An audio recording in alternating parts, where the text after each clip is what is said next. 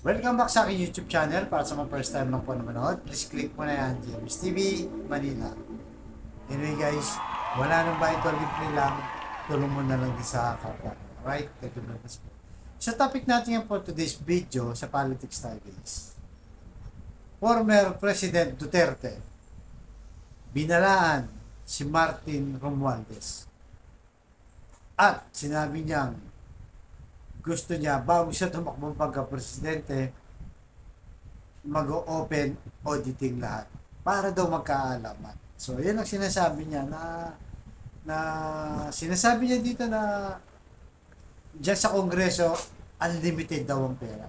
Napakarami daw pera dyan, guys. Di ba? Gaya na sabi natin, marami daw corruption dyan. Sabi niya, kung alam niya pala na ganun, bakit nung panahon niya, hindi niya ito sinita, hindi niya in-expose, hindi niya pinakulong, di ba? O kinasuhan yung mga involved na congressman. So kung makita natin guys, alam naman natin dumaan din sa dyan. Kaya nasabi natin, dalawa pa nga speaker niya. So napakalaki ng budget na nilaan talaga sa mga speaker na yan guys. So sa ganito panukala niya, maganda yan guys. Maganda yan para sa atin. At ang sabi pa niya, hihingi daw siya ng tulong sa mga farmers, businessmen, ordinary people, at church people. So, doble kara din itong si dating Pangulong Rodrigo Duterte. So, atin mo na guys sa panoorin. Ito yung sinabi niya, itutuloy natin yung reaction natin pagkatapos ng video. Right? So, narito na. Pasok. Pero tuluyan ko na, ikaw na, Romualdez. Pero, maghigi ako ng audit. Ngayon, kung hindi ibigay sa atin yan, I will ask everybody, from the farmer to the businessman, to the church people, to every Filipino, to every soldier and policeman, that we all demand that we open the liquidation. Lahat para malaman rin namin kung paano ninyo winaldas ang pera namin. Yung pera namin hindi man sa inyo.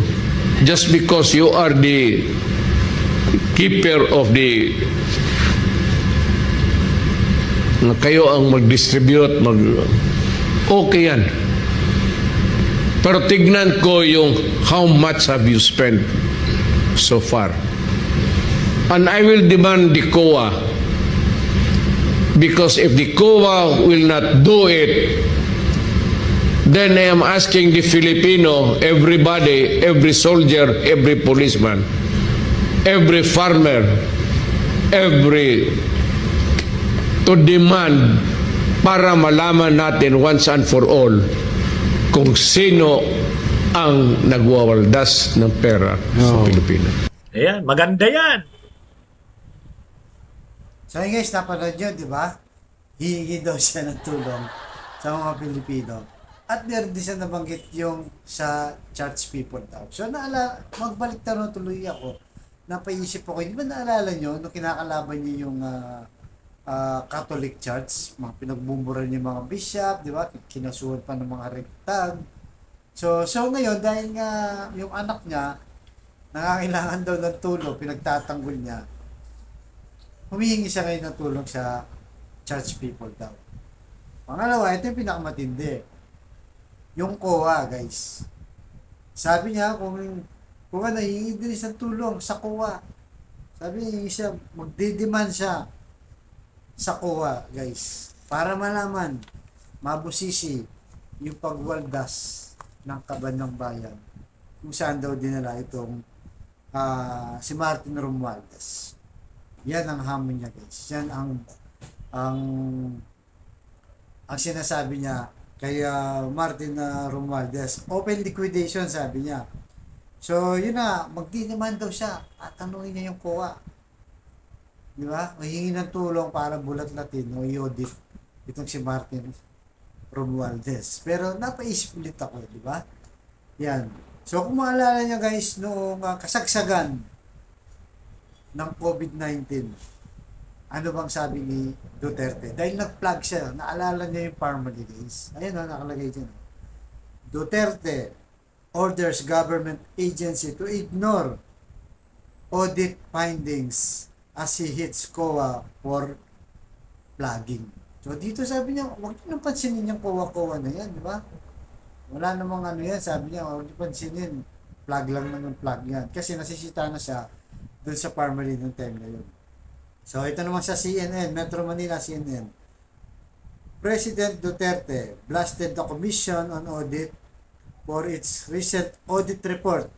The Department of Health, which uncovered sum of 67.3 billion worth of deficiency in the management of COVID-19. So ito yung pinakamalaking skandalo ni Pangulong Duterte. Nakasagsagan ng COVID, na-flag sila.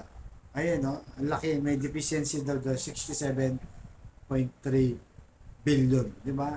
Tapos ngayon, sabi niya, lalapit daw siya sa COA. Guys, maniniwala ba kayo? Dahil kailangan niya ngayon, naghahanap sila ng kakampi. Dahil halos wala na silang kakampi. Pwera na lang sa mga kila Panelo, kila Roque, sa mga DDS vlogger nila.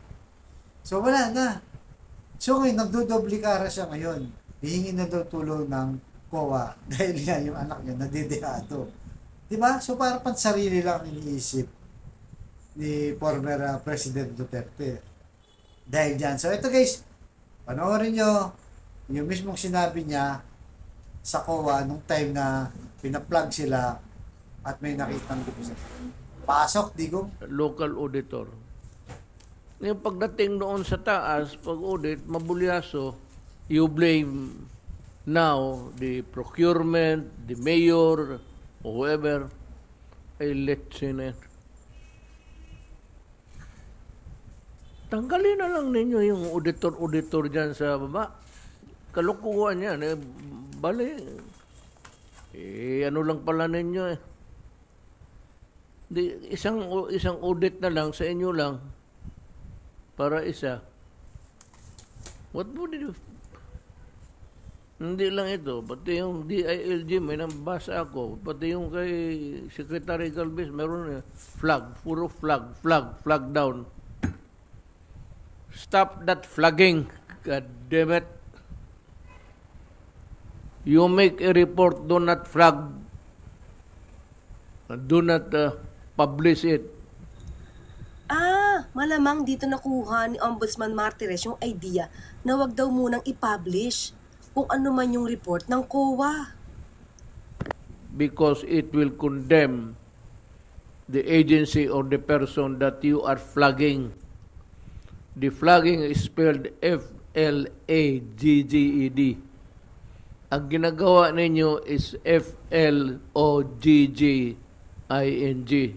Flagging. Hampas. Huwag naman sige kayo flag ng flag. Tapos wala namang napreso, wala naman lahat. And yet you know that when you flag, there is already a taint of corruption by perception. Regarding? Mo yun? So yun guys, napanood nyo, di ba? So sabi niya, ayahan nyo na yung COA na yan, sabi niya. Di ba nung panahon na yun, yung COVID yun yung kada gabi, nagre-report siya. So dahil napunan siya, na red flag siya ng COA, binabatikos na dyan yung COA. Di ba? Paano ka panghahawakan yung mga salita ni Duterte? Kung nakikita mo naman na doble cara siya. Pag sa kanyang panahon, batikos siya ng batikos. Ginagawa niya walang kwenta. Wala daw kwenta ang COA. Pero ngayon nangangailangan siya ng tulong ng mga kakampi dahil yung anak na dehado, hindi na binigyan ng confidential fund. Humihingi na siya ng tulong sa mga farmers, sa mga general, sa mga soldiers, di ba? Sa mga church people, sa COA, magdidemand daw siya. Kailangan daw niya magdemand para daw pakita Pero sabi nga ng iba, marami rin bumati ko sa kanyang statement na yun, na bago mo pa bulat-latin yung iba, ilabas mo muna yung SALN mo, sabi nila, di ba? Yung SALN niya, hindi nga mailabas-labas, di ba? Kaya nga, yan ang naging kalakaran yung mga gobyerno natin, dapat na ilabas ang SALN, pero siya, hindi niya mailabas-labas. Kaya yung transparency, wala eh. Hindi mo makita sa kanya. Pagka hindi pabor sa kanya, kinokontra niya. Pero pag pabor sa kanya, kahit kinontra niya, hihingi siya ngayon ng tulong. So, pero maganda yung panukala niya, guys. Oo, maganda yon, yung open auditing ng lahat. Pero, kailangan lahat sila. Unahin niya muna yung sarili niya. Ayan o, guys. Napakalaki ng budget pala niya.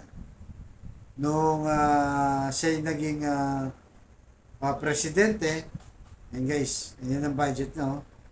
Ang budget niya nung siya naging presidente dun sa Duterte's Confidential Extraordinary and Intelligence Expenses. Ito yung binabanatan ngayon na 1.6 billion daw kay Martin Romualdez. Pero siya pala meron ito. 517 million. 2.5. Anong date yan? 2016 hanggang sa matapos siya 2.5, 4.5 billion, laki guys, so 4.5 billion, 2.5 billion, umabot ng 20 million sumatotal. 20 billion. Napakalaki. Ito kailangan pabusisihin din niya. Di ba? At siyempre, sasama na rin yung anak niya na lalong controversial na talagang sa kanya kumapit ang confidential fund. Na noong 2016, 144 million, 2017, 294, 2018, 420 million at 460 million mula 2019 hanggang 2022. 460 million. Napakalaki. Yan dapat pabusisihin mo rin, Pangulong Duterte. Di ba? Kailangan transparent ka rin. Ngayon, pag na-clear ka ng COA, walang anomalya, ay di okay, mas alam ng taong bayan na klaro kayo na wala kayong tinatago at okay na. Isama mo na rin talaga yung SALN mo, yung mo. Tapos sila Martin Romualdez at lahat ng mga mambabatas mas maganda, lahat ng politiko, ilabas nyo na rin para magkalabasan na ng pao. Para ang effect nito sa taong bayan, makita nila kung sino pwedeng, kung sino iboboto nila o hindi na. Dahil sa ganito. So, kaya maganda to guys, sa ating mga ordinaryong tao na nagbabayad ng tax regular, na nagpapagod tayo maghapon, nagbabayad ka ng tax, tama sa atin to. At least nakikita natin na mayroon palang ganitong mga kalalaking pera guys, di ba? Na hindi natin alam. Sila lang nakakaalam. Grabe pala. Napakalaking pera. So, yan. Okay yan, Pangulong Duterte. Unahin nyo muna sarili mo, yung anak mo, tapos si Martin Romualdez lahat na. Para makita natin kung sino yung may mga tagong yaman. Isama nyo na rin yung SALN. Di ba? I-wave nyo na rin siya, yung SALN nyo, i-open public nyo na rin. Yan ang magandang hamon na pabalik sa kanya para sa ating mga tao. Right? So hanggang dito na po guys. Thank you very much.